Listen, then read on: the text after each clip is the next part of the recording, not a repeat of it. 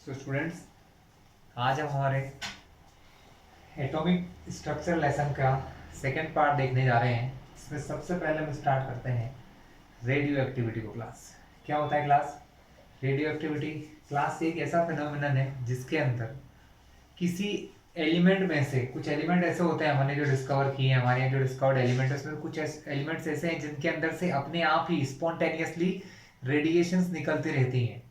तो इस एक्टिविटी को रेडियो एक्टिविटी कहते हैं। Means spontaneous emission of radiations, मतलब कुछ रेडिएशंस होती हैं जो मटेरियल्स में से या एलिमेंट्स में से अपने आप ही निकलती जाती हैं, स्पॉन्टेनियसली अपने आप चली जाती है। उसको करने के लिए कोई काम नहीं करना पड़ता है, वो अपने आप ही इसमें से निकलती रहती हैं। ठीक है, तो इस मेथड को हम कहते हैं रेडियो एक्टिविटी क्लास। इसमें जो मेनली रेडिएशन निकलती हैं that are the three types. तीन टाइप की रेडिएशन क्लासेस में से निकलती हैं। फर्स्ट होती है अल्फा रेडिएशन, या इनको अल्फा पार्टिकल कहते हैं, beta particle and gamma particle. Gamma को जनरली रेडिएशन कहा जाता है, इन दोनों को पार्टिकल नाम दिया जाता है, alpha particle, beta particle and gamma particle class. तो क्लास क्या होता है, जब भी किसी एलिमेंट में से पार्टिकल निकलते हैं तो वो एलिमेंट क्या होता है, एक तो स्टेबल बन जाता है। ठीक है, और ये रेडिएशन उसमें से निकल जाती है। हमें अभी स्टेबिलिटी के बारे में नहीं देखना है, हमें तो अभी सिर्फ देखना है कि ये जो अल्फा बीटा गामा टाइप के पार्टिकल और रेडिएशंस किसी रेडियो एक्टिव मटेरियल में से बाहर निकलते हैं, ये क्या होते हैं क्लास। तो सबसे पहले बात करें अल्फा पार्टिकल की क्लास। तो एक ऐसा पार्टिकल होता है जिसके अंदर 2 यूनिट पॉजिटिव चार्ज होता है class and 4 unit of mass. इसके अंदर 2 यूनिट पॉजिटिव चार्ज होता है एंड 4 यूनिट पॉजिटिव मास होता है क्लास। यानी कि आपको अगर पता हो तो हीलियम जो एटम होता है क्लास, जो हीलियम एटम है क्लास हमारा, उसके अंदर भी यही सब पाया जाता है। हीलियम एटम का अगर स्ट्रक्चर देखें तो हीलियम एटम का स्ट्रक्चर होता है 2He4, 2 unit charge 4 unit mass. लेकिन क्या होता है क्लास, ये एक एटम है, इसके अंदर 2 इलेक्ट्रॉन भी प्रेजेंट होते हैं। क्या होते हैं क्लास, 2 इलेक्ट्रॉन भी प्रेजेंट होते हैं, लेकिन इसके अंदर इलेक्ट्रॉन्स नहीं होते, इसलिए हम इसको हेलोजन आयन कह सकते, सॉरी हीलियम आयन कह सकते हैं क्लास। क्या कह सकते हैं, पॉजिटिवली चार्ज्ड हीलियम आयन। मतलब अगर इसके अंदर 2 इलेक्ट्रॉन मिला दूं तो एक अल्फा पार्टिकल क्या बन जाता है, हीलियम का एटम बन सकता है क्लास। तो बात सबसे पहले अल्फा पार्टिकल की। तो अल्फा पार्टिकल क्या होते हैं, जिनके अंदर 2 यूनिट पॉजिटिव चार्ज होता है, जैसे कि 2 प्रोटॉन के ऊपर, एक प्रोटॉन के ऊपर 1 यूनिट पॉजिटिव चार्ज होता है, 2 प्रोटॉन के ऊपर होते हैं 2 यूनिट पॉजिटिव चार्ज। इसके अलावा इसके अंदर होता है 4 यूनिट ऑफ मास। नेक्स्ट होता है क्लास हमारा beta particle. Beta particle means class ये एक नेगेटिवली चार्ज पार्टिकल होता है जिसके अंदर 1 यूनिट नेगेटिव चार्ज होता है class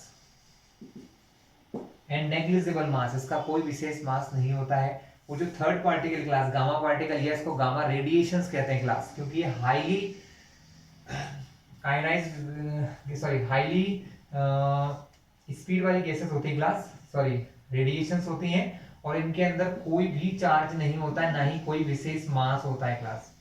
there is no charge and no mass.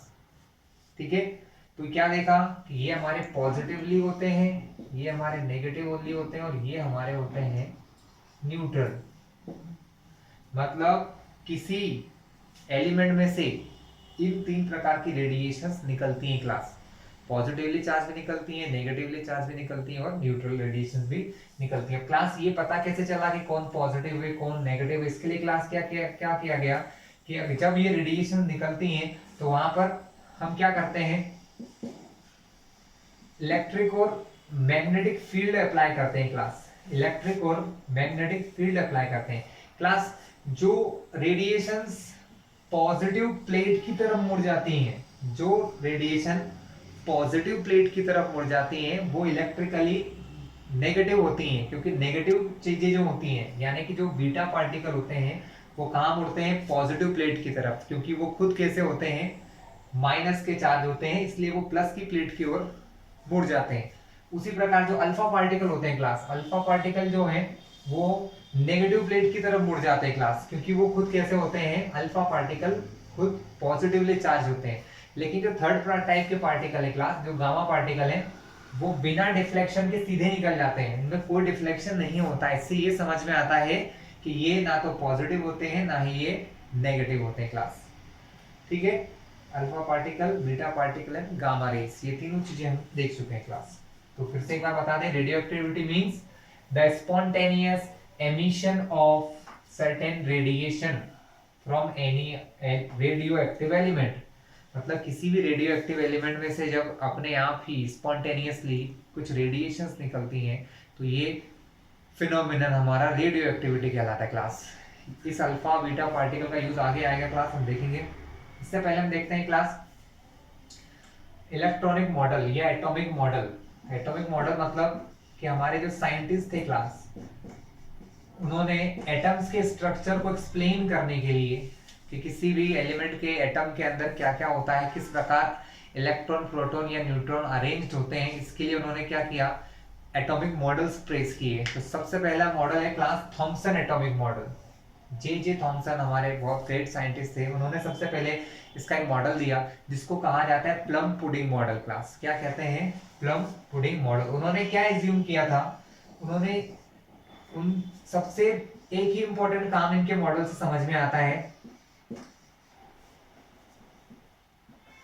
Neutral behaviour of atom. इन्होंने किस चीज को कंसिडर करके चला कि हमारा जो एटम होता है, एटम कैसा होता है, न्यूट्रल होता है। क्या होता है, एटम न्यूट्रल होता है। इन्होंने क्या एज्यूम किया, इन्होंने ये माना कि हमारा जो एटम होता है सबसे पहले तो वो स्फेरिकल शेप का होता है, एक बॉल या गेंद की तरह स्फीयर होता है, गोल होता है।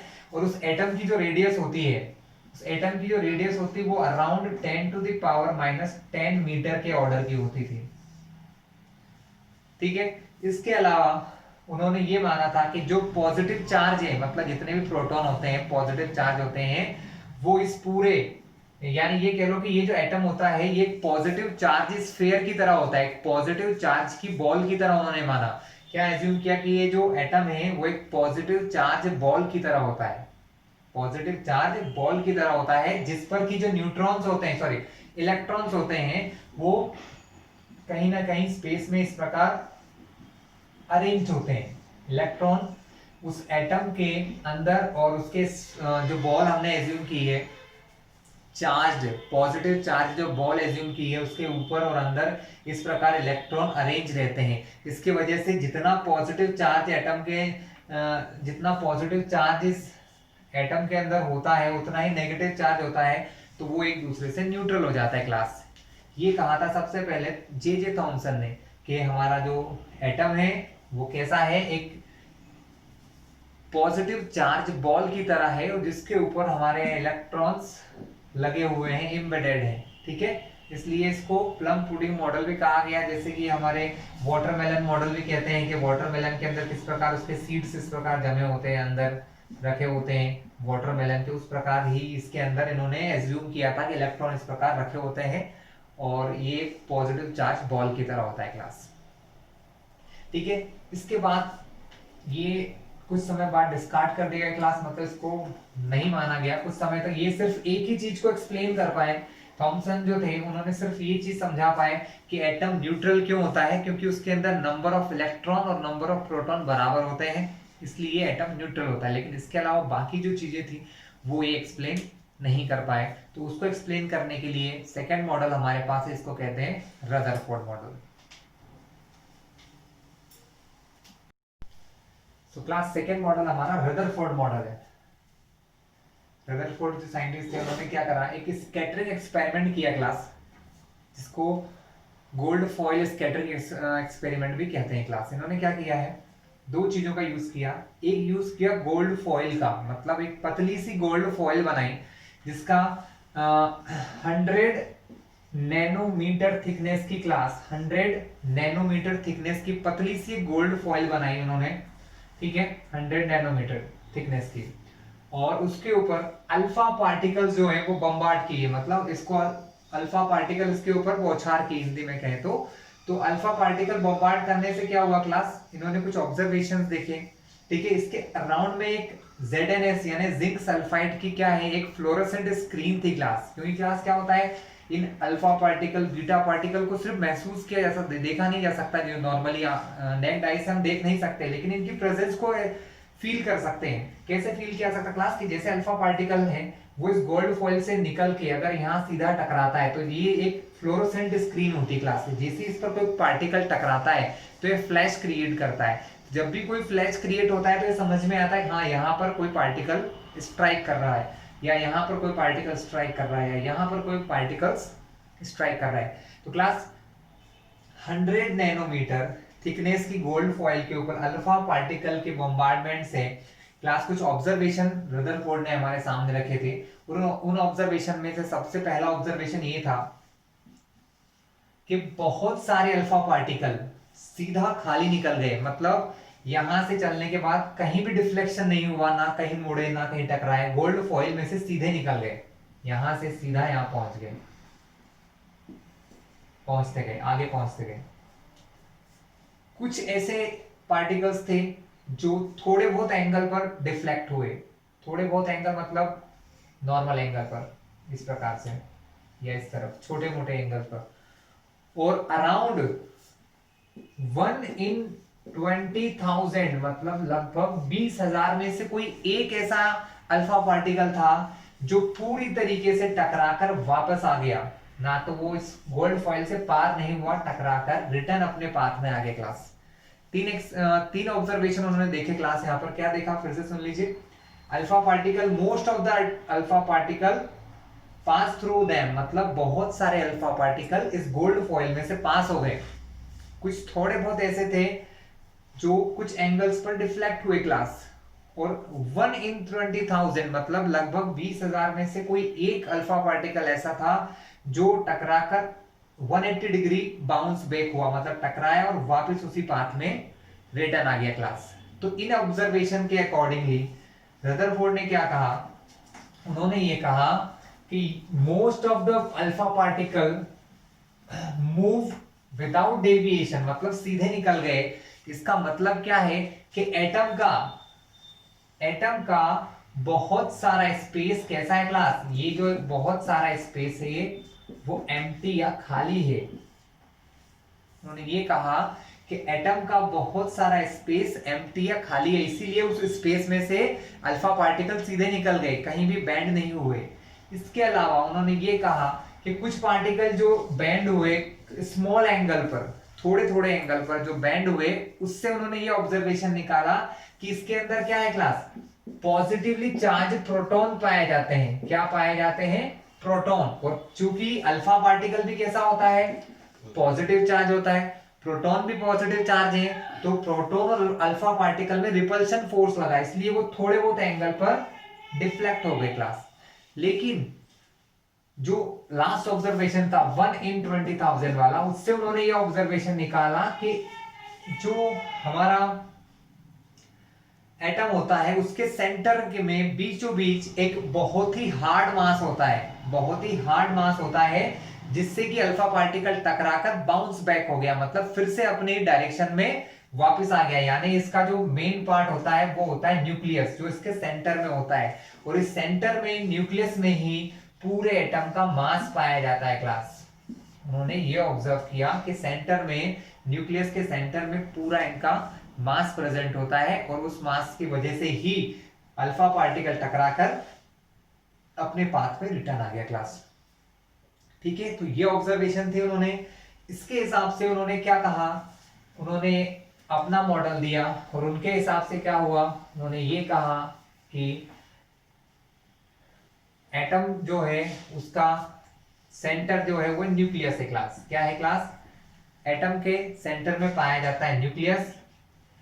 अगर हम बात करें इनकी रेडियस की क्लास, तो जो एटम है, एटम की रेडियस होती है around 10 to the power 10 metre, तो जो न्यूक्लियस है उसकी रेडियस होती है around 10 to the power -15 metre. मतलब न्यूक्लियस देखा जाए तो एटम से बहुत बहुत बहुत ही ज्यादा छोटा होता है क्लास। एटम जो है, सॉरी, न्यूक्लियस जो है वो इस एटम के कंपैरिजन में बहुत स्मॉलर होता है क्लास। ठीक है, और यहाँ पर क्या प्रेजेंट होता है, यहाँ पर प्रेजेंट होता है एक तो पॉजिटिव चार्ज, ठीक है, एंड होल मास, और पूरा मास यहाँ पर प्रेजेंट होता है। और इलेक्ट्रॉन जो होते हैं, वो इसके चारों ओर एनर्जी के फॉर्म में बहुत हाईली स्पीड में इसके चक्कर लगा रहे होते हैं क्लास, बहुत हाई स्पीड में इसके चक्कर लगा रहे होते हैं। इलेक्ट्रॉन चारों ओर इसके रोटेट करते रहते हैं इन high energy speeds class, high speed में इसके चारों ओर मूवमेंट कर रहे होते हैं क्लास। ठीक है क्लास, तो ये था हमारा रदरफोर्ड मॉडल।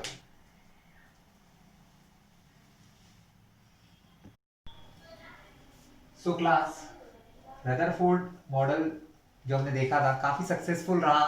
इन्होंने हमें कई प्रकार के ऑब्जर्वेशन बिल्कुल करेक्ट दिए। जैसे इन्होंने जो कहा कि एटम के अंदर क्या होता है, एटम के अंदर बहुत ही छोटे पार्ट में न्यूक्लियस होता है जो कि पॉजिटिवली चार्ज होता है क्लास। तो ये पार्ट बिल्कुल करेक्ट था हमारा कि न्यूक्लियस सेंटर में पाया जाता है, साइज में स्मॉल होता है। बट सिर्फ और सिर्फ एक रॉन्ग चीज यहाँ पर ये हो गई थी इनकी कि इन्होंने ये कहा था कि जो इलेक्ट्रॉन्स होते हैं वो न्यूक्लियस के चारों ओर सिर्फ घूमते हैं, उनकी कोई स्पेशल पोजीशंस के बारे में हमें इन्होंने एक्सप्लेनेशन नहीं दिया था कि उनकी पोजीशन क्या होती है, कितने इलेक्ट्रॉन घूमते हैं साथ में, दूर पास क्या रहता है, कुछ भी ऐसा लोकेशंस उन्होंने सेंड या समझाया नहीं था। इस वजह से क्या हुआ है, डिस्कार्ट हुआ। लेकिन इसके डिस्कार्ट होने का सबसे इंपॉर्टेंट रीजन ये था कि इन्होंने ये कहा था कि इलेक्ट्रॉन न्यूक्लियस के चारों ओर घूमते हैं। तो क्लास जब ये चारों ओर घूमते हैं तो सभी को पता होगा वेलोसिटी के बारे में कि जब सर्कुलर पाथ में कोई पार्टिकल घूमता है तो हर पॉइंट पर उसकी वेलोसिटी बदल जाती है। हर पॉइंट पर क्या होता है क्लास, इनकी वेलोसिटी चेंज होती रहती है, इलेक्ट्रॉन की वेलोसिटी चेंज होती है। वेलोसिटी में चेंज को हम क्लास कहते हैं एक्सीलरेशन। क्या कहते हैं क्लास, वेलोसिटी में चेंज होना हमारे लिए होता है एक्सीलरेशन। इसका मतलब देखा जाए तो यहाँ पर इलेक्ट्रॉन की मोशन कैसी होती है, एक्सीलरेटेड मोशन। इलेक्ट्रॉन की मोशन कैसी है क्लास, एक्सीलरेटेड मोशन, क्योंकि इनकी स्पीड तो वही है लेकिन डायरेक्शन बार बार चेंज हो रही है। इसका मतलब है कि electrons around the nucleus accelerated motion करता है अकॉर्डिंग टू रदरफोर्ड। लेकिन क्या हुआ कि बाद में कुछ थ्योरीज आई, उन्होंने ये कहा कि जो एक्सीलरेटेड मोशन होती है चार्ज पार्टिकल की, अगर कोई चार्ज पार्टिकल एक्सीलरेटेड मोशन करता है क्लास, कैसे मोशन करता है क्लास, एक्सीलरेटेड। कौन सा पार्टिकल, चार्ज। जब भी कोई चार्ज पार्टिकल एक्सीलरेटेड मोशन करता है तो अपने अंदर से इलेक्ट्रोमैग्नेटिक रेडिएशंस निकालता है जिनकी कोई ना कोई फिक्स एनर्जी होती है क्लास। क्या होती है क्लास, जिनकी कोई ना कोई फिक्स एनर्जी होती है। इसका मतलब इलेक्ट्रॉन जब घूम रहा है तो अपने अंदर से एनर्जी निकाल रहा है, और अगर ये एनर्जी निकाल रहा है तो इसका मतलब क्या हो रहा है कि इलेक्ट्रॉन की एनर्जी धीरे धीरे रिड्यूस होती जा रही है। अगर उसकी एनर्जी रिड्यूस हो रही है यानी वो धीरे धीरे क्या हो रहा है, छोटे छोटे सर्कल में घूमते घूमते एक दिन क्या होगा, ऐसा आएगा कि वो न्यूक्लियस में जाके ही टकरा जाएगा। क्योंकि जब अगर उसे घूमना है तो एनर्जी तो चाहिए क्लास, विदाउट एनर्जी तो घूम नहीं पाएगा। और जैसे जैसे एनर्जी कम होगी तो उसकी जो रेडियस है वो छोटी होती चली जाएगी, धीरे धीरे छोटी होती चली जाएगी, और एक समय ऐसा आएगा कि वो न्यूक्लियस में ही टकरा जाएगा। लेकिन ऐसा नहीं होता है। ऐसा अगर होता तो दुनिया में कोई भी चीज, कोई भी एटम स्टेबल नहीं होता, कुछ समय बाद वो खत्म हो जाता। तो यहाँ पर ये सबसे बड़ा ड्रॉबैक था रदरफोर्ड मॉडल का कि इन्होंने इलेक्ट्रॉन्स की पोजीशंस के रिगार्डिंग कोई भी बेसिक चीजें यहाँ समझाई नहीं दी। इसलिए फिर क्लास नया मॉडल आया जिसको वैसे काफी सक्सेसफुल मॉडल है ये, जिसको कहते हैं बोहर्स मॉडल क्लास। क्या कहा जाता है, बोहर्स मॉडल क्लास। इन्होंने इलेक्ट्रॉन के पोजीशन के बारे में काफी इंफॉर्मेशन दी हमें, है ना। इलेक्ट्रॉन, इन्होंने भी यही कहा कि इलेक्ट्रॉन्स जो होते हैं वो चारों ओर, न्यूक्लियस के चारों ओर राउंड करते हैं, चक्कर लगाते हैं, है ना, लेकिन एक फिक्स ऑर्बिट में लगाते हैं। इलेक्ट्रॉन एक फिक्स ऑर्बिट में चक्कर लगाता है। जैसे न्यूक्लियस के अराउंड इलेक्ट्रॉन जो है वो फिक्स ऑर्बिट्स में चक्कर लगाते हैं। वो ऑर्बिट्स कितनी भी हो सकती हैं, 1 हो सकती हैं, 2 हो सकती हैं, 3 हो सकती हैं, 4 हो सकती हैं, ऐसी बहुत सारी ऑर्बिट्स हो सकती हैं। और हर एक ऑर्बिट को उन्होंने नाम दिया एनर्जी शेल्स। एनर्जी शेल्स यानी ये सपोज फर्स्ट है तो इसको first energy shell, second energy shell, third energy shell, fourth energy shell, अलग अलग एनर्जी शेल के हिसाब से नाम दिया। और इनको नेमिंग स्टार्ट किया उन्होंने के से, के, एल, एम, एन, ऐसा उन्होंने इसलिए किया था क्लास के उनको नहीं पता था कि जो फर्स्ट सेल है हो सकता है इसके पहले भी कोई सेल डिस्कवर हो जाए, इसलिए उन्होंने बीच में से नाम दिया के एल एम एन। ठीक है, इस टाइप से उन्होंने नेम दिए। के एल एम एन को इतना मैटर नहीं करता, बट मेन मैटर ये करता है कि ये जो ऑर्बिट है जिसके अंदर इलेक्ट्रॉन चक्कर लगाता है, इनको एनर्जी शेल्स कहते हैं क्लास। क्या कहते हैं? ये हमारे एनर्जी शेल्स होते हैं। और जब इलेक्ट्रॉन किसी एक एनर्जी शेल के अंदर चक्कर लगाता है तो उस एनर्जी शेल्स की एनर्जी फिक्स होती है। जैसे यहाँ पर के की एक फिक्स एनर्जी है क्लास। अगर इलेक्ट्रॉन इसमें चक्कर लगा रहा है तो वो इसमें से बाहर नहीं निकलेगा, और जब तक वो इस एक ही सेल में चक्कर लगा रहा है तो अपने अंदर से ना कोई रेडिएशन निकालेगा ना ही कोई एनर्जी एमिट करेगा क्लास। वो इसी सेल में फिक्स रहेगा। जितनी एनर्जी है उसके पास उतनी ही एनर्जी उनके पास रहेगी। इसके अलावा अगर वो अपनी इस सेल से दूसरी सेल में जाना चाहे तो वो ऐसे नहीं जा सकता है, उसको एनर्जी की नीड होगी। जो सेकंड सेल है, सपोज के के बाद हमारी एल सेल होती है क्लास, तो एल सेल की जितनी एनर्जी है क्लास और के सेल की जितनी एनर्जी है, एल और के सेल की एनर्जी का जो डिफरेंस होगा, इन दोनों के बीच में जो एनर्जी का डिफरेंस होगा, उतनी एनर्जी अगर इस यहां पर घूमने वाले किसी इलेक्ट्रॉन को मिल जाएगी तब वो इलेक्ट्रॉन यहां से यहां पहुंच जाएगा। ठीक है। लेकिन क्या होता है, एक इलेक्ट्रॉन अपनी ही जगह पर रहता है, वो यहां पर ज्यादा देर नहीं रुकता है क्योंकि ये एनर्जी लेवल सब शॉर्ट लिव्ड होते हैं। जो जहां रहता है वहीं रहता है, वो यहां से वापस यहां पर आ जाता है और इन दोनों एनर्जी शेल्स के बीच का जो डिफरेंस होता है उतनी एनर्जी एमिट करके रिटर्न अपने पुरानी शेल्स में आ जाता है। इसका मतलब क्या कहा कि इन्होंने सक्सेसफुली एक्सप्लेन किया कि इलेक्ट्रॉन अलग अलग शेल्स में रहते हैं, किसी एक शेल में या एक ही जगह नहीं रहते हैं। इलेक्ट्रॉन न्यूक्लियस के चारों ओर अलग अलग शेल्स में रहते हैं। कुछ सेल्स न्यूक्लियस के पास होती हैं, कुछ दूर होती हैं। ठीक है। और हर एक एनर्जी शेल की अपनी फिक्स्ड एनर्जी होती है, और उस सेल से जब वो दूसरी सेल में जाता है, अगर वो लोअर सेल से हायर सेल में जाता है तो उसे एनर्जी की जरूरत होती है, और अगर वो हायर से लोअर सेल में से आता है तो क्लास वो एनर्जी को रिलीज कर देता है, एब्जॉर्ब कर देता है। और कितनी एनर्जी रिलीज करता है या एब्जॉर्ब करता है वो डिपेंड करता है इनके एनर्जी डिफरेंस पे, क्योंकि इन सभी को क्या नाम दिया उन्होंने? इनको नाम दिया एनर्जी शेल्स, और हर एनर्जी शेल की अपनी एक फिक्स्ड एनर्जी होती है क्लास। तो ये एक्सप्लेनेशन दिया बोहर्स ने कि इलेक्ट्रॉन किस प्रकार रहते हैं, डिफरेंट डिफरेंट शेल्स में रहते हैं। इन शेल्स को ऑर्बिट भी नाम दिया उन्होंने। जिस प्रकार सन के अराउंड हमारे प्लैनेट्स ऑर्बिट में चक्कर लगाते हैं, उसी प्रकार उन्होंने इसको ऑर्बिट नाम दे दिया कि ये एनर्जी शेल को ऑर्बिट भी कहते हैं। First orbit, second orbit, third orbit, इस प्रकार से इनको ऑर्बिट के हिसाब से भी क्लास एक्सप्लेन किया गया। इसके अलावा उन्होंने ये कहा, सेकंड पोस्टुलेट है हमारा बोहर्स का क्लास, इन्होंने ये कहा था कि इलेक्ट्रॉन उन एनर्जी लेवल्स में ही घूमते हैं, ये हमारा न्यूक्लियस है, ये उन्हीं एनर्जी लेवल्स में घूमते हैं जिनका एंगुलर मोमेंटम h/2π का मल्टीपल होता है। क्या होता है? h/2π का मल्टीपल होता है, यानी फॉर्मूला हो गया NH/2π। ये किस चीज का फॉर्मूला है? एंगुलर मोमेंटम का क्लास। ठीक है, कि इलेक्ट्रॉन उन्हीं शेल्स में घूमेंगे जिनका एंगुलर मोमेंटम NH/2π हो। इनकी जगह आप कुछ भी रख सकते हो। अगर आप 1 रखते हैं तो वो हो जाएगा h/2π, अगर 2 रखते हैं तो वो हो जाएगा 2h/2π, अगर 3 रखते हैं तो ये हो जाएगा 3h/2π। यहाँ पर h एक नई वैल्यू है जिसको कहते हैं प्लांक्स कांस्टेंट। क्लास अभी इस लेसन में आगे चलेंगे तो प्लांक्स की थ्योरी भी आएगी, तब आप समझ जाएंगे क्या होता है। तो प्लांक्स कांस्टेंट होता है। ठीक है, तो ये क्या था क्लास हमारा कि सबसे पहले क्या कहा था बोर्स ने कि इलेक्ट्रॉन एक फिक्स्ड शेल में घूमते हैं और हर फिक्स्ड शेल की अपनी एक एनर्जी होती है। ठीक है, और इलेक्ट्रॉन वहां से कहीं नहीं जाते हैं, वो उसी शेल में रहते हैं। कब तक वहीं रहते हैं? जब तक कि कोई इलेक्ट्रॉन एक्स्ट्रा एनर्जी या तो गेन कर लेता है या एनर्जी लूज कर लेता है।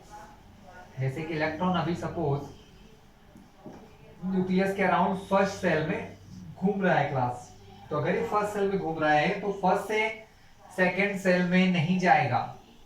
कब तक नहीं जाएगा?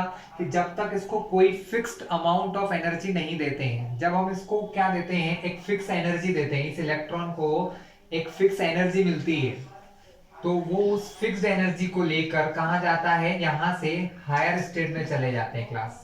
कहाँ चले जाते हैं? हायर स्टेट में। ठीक है, और या फिर अगर वो हायर स्टेट से वापस लोअर स्टेट में अगर आता है क्लास, तो जितनी एनर्जी उसने गेन करी थी उतनी ही एनर्जी वो छोड़ देता है, रिलीज कर देता है क्लास। क्या कर देते हैं, तो उतनी ही एनर्जी रिलीज करके वापस अपनी पुरानी स्टेट में आ जाता है। मींस इनका कहने से हिसाब से क्या होता है कि बोहर्स मॉडल ने सक्सेसफुली एक्सप्लेन किया। जैसे रदरफोर्ड मॉडल में क्या होता था, उन्होंने ये नहीं बताया कि वो एक सेल से दूसरी सेल में जाता है तो कैसे होता है, तो यहाँ पर ये एक्सप्लेन करा कि वो एक सेल से दूसरे में नहीं जाता है। कब तक, जब तक उसको एनर्जी ना मिले। इसका मीनिंग ये है क्लास के हर एक सेल की अपनी एक फिक्स्ड एनर्जी होती है, हर एक सेल की अपनी एक फिक्स्ड एनर्जी है। First cell, second cell, third cell, हर सेल की क्या होती है क्लास, अपनी एक फिक्स्ड एनर्जी होती है। और उस एनर्जी का फॉर्मूला होता है class -2 pi square m e to the power 4 upon n square h square. ये किसी भी एनर्जी शेल का फॉर्मूला है निकालने का, कि अगर आपको n बराबर अगर आप 1 रख देते हैं तो फर्स्ट सेल का आंसर आ जाता है, अगर आप n के प्लेस पे 2 रख देते हैं तो आंसर आ जाता है क्लास। ठीक है, अब यहाँ पर देखते हैं कौन कौन सी चीजें हमें पता है। We know all the values, हमें यहाँ हर चीज की वैल्यू पता है कि पाई की वैल्यू आप जानते हैं, ये m क्या मतलब है, mass of electron, e charge electron के ऊपर, h होता है प्लांक्स कांस्टेंट, इसकी वैल्यू भी फिक्स है। तो ये 1 2 3 4 ये सब वैल्यू फिक्स है क्लास। सिर्फ एक चीज है जो बदलती है जिसको कहते हैं n। अगर आप n के प्लेस पे 1 रखते हैं तो आपको फर्स्ट सेल की एनर्जी मिल जाएगी, अगर आप n के प्लेस पे 2 रखते हैं तो आपको सेकंड सेल की एनर्जी मिल जाएगी, 3 रखते हैं तो थर्ड सेल की एनर्जी आपको मिल जाती है। यानी जो भी शेल्स न्यूक्लियस के चारों ओर हैं,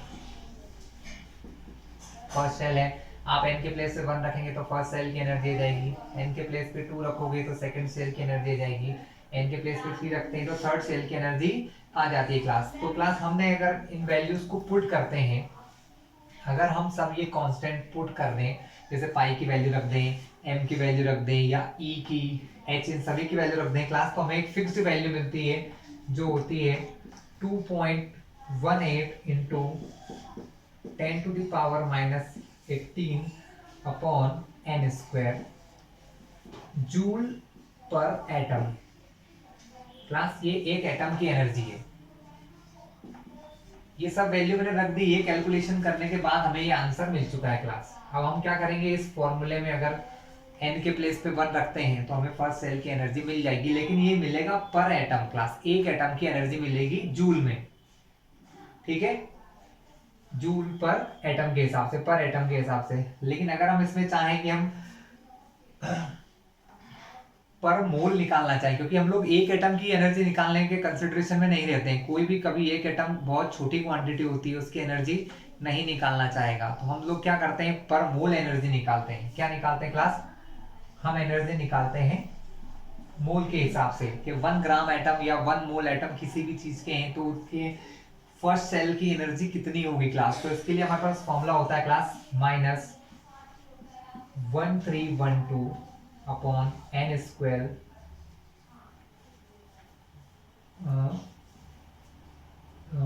किलो जूल पर मोल, मतलब इतने किलो जूल एनर्जी होगी 1 मोल एटम्स की, कोई सा भी एटम हो।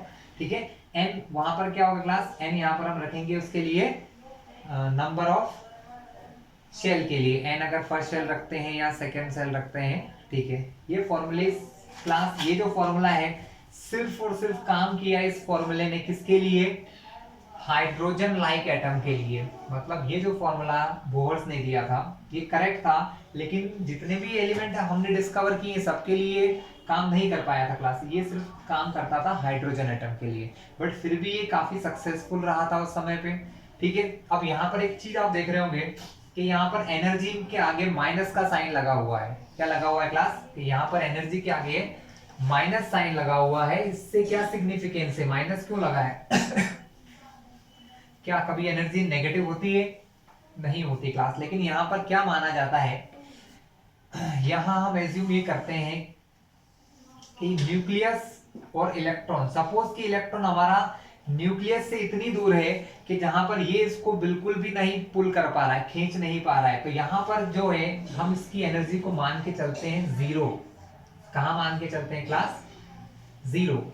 हम ये मान के चलते हैं कि न्यूक्लियस से सबसे ज्यादा दूर कोई इलेक्ट्रॉन रखा हुआ है जहां पर न्यूक्लियस उसको नहीं खींच पा रहा है, मतलब वो इसकी पावर से दूर है। इसका मतलब यहाँ पर एनर्जी हमने क्या एज्यूम की है कि यहाँ उसकी एनर्जी अगर जीरो है, और हमने ये भी देखा है कि जब इलेक्ट्रॉन न्यूक्लियस के पास आता है, मान लो छोटी शेल्स में आता है, अंदर वाली शेल्स में आता है, तो एनर्जी रिलीज करता है, अपने अंदर से एनर्जी निकालता है। अब जीरो में से अगर एनर्जी और कम होती जाएगी तो कैसी होती जाएगी क्लास? नेगेटिव होती जाएगी। इसीलिए इस फॉर्मूले में हम क्या यूज करते हैं, इस फॉर्मूले में हम यूज करते हैं जीरो एनर्जी के लिए। ठीक है, कि यहाँ पर जीरो होता है, जैसे जैसे वो न्यूक्लियस के पास आता जाता है उसकी एनर्जी धीरे धीरे कम होती जाती है। इसका मतलब है कि उसकी एनर्जी माइनस में होती जाती है। तो ये कंसिडरेशन होता है माइनस साइन के लिए। क्लास इसके अलावा एक और चीज है जो बोहर्स ने अच्छी दी थी, वो थी रेडियस ऑफ शेल के लिए। क्लास क्या था? रेडियस ऑफ सेल, मतलब कोई रेडियस न्यूक्लियस से कितनी दूर है। जैसे ये हमारा न्यूक्लियस है, तो फर्स्ट सेल है, तो फर्स्ट सेल न्यूक्लियस के कितने डिस्टेंस पर है। सेकंड सेल है तो न्यूक्लियस से कितने डिस्टेंस पर है क्लास। थर्ड सेल है तो थर्ड सेल न्यूक्लियस से कितने डिस्टेंस पर है। इसको उन्होंने रेडियस के टर्म में एक फॉर्मूला लिखा है क्लास। किसके टर्म में लिखा है? Radius of any shell. ठीक है, रेडियस ऑफ एनी सेल के लिए उन्होंने फॉर्मूला दिया है Rn का। Class radius of any N का फॉर्मूला होता है class 52.9 into N square upon Z picometre.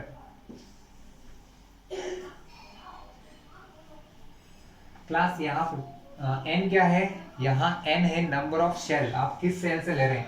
आप अगर फर्स्ट सेल का इलेक्ट्रॉन के लिए रेडियस देखोगे तो यहाँ एन को 1 रखना पड़ेगा। सेकेंड सेल के लिए इलेक्ट्रॉन देखते हैं तो यहाँ पर 2 रखना पड़ेगा। थर्ड सेल के लिए देख रहे हैं तो क्लास 3। साथ ही यहाँ पर नंबर ऑफ जेड है एटॉमिक नंबर, इसका भी यूज किया जाता है। एटॉमिक नंबर से क्या पता चलता है क्लास हमें? एटॉमिक नंबर से इलेक्ट्रॉन्स कितने हैं, यहाँ पर किस एटम में कितने इलेक्ट्रॉन पाए जाते हैं, ये चीजें। तो क्लास ये दो चीजें हैं जो सबसे इंपॉर्टेंट थी, जो नील्स बोहर ने अपने मॉडल के थ्रू हमें समझाई थी। ठीक है क्लास, तो यहाँ पर ये हमारा एंड होता है। नेक्स्ट पार्ट में हम इसके आगे का वीडियो देखेंगे।